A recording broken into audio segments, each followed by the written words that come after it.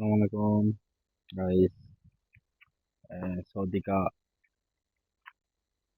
মরুভূমি ভিডিও দেখেন।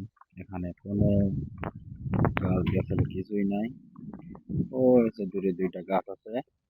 আর আপনার এখানে উটের খামার আছে। উটের খামার, উটের জন্য ঘাস লাগায়।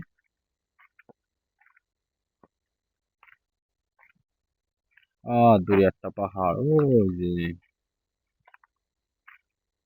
তাছাড়া এখানে আর কিছুই নাই।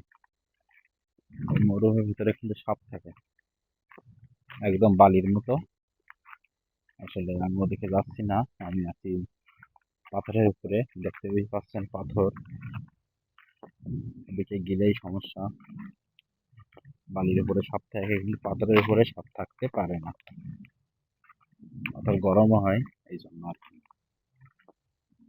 দেখছেন, আসলে এখানে শুধুই মরুভূমি। আর দূরে আছে পাহাড়, ওই যে এইগুলো পাহাড় দেখার মতো। এইগুলাই ছাড়া আর কিছুই নাই আমার এখানে। আর ওই যে দূরে আছে আপনার উট, উটের খামার আছে, এখানে ঘাস লাগাই।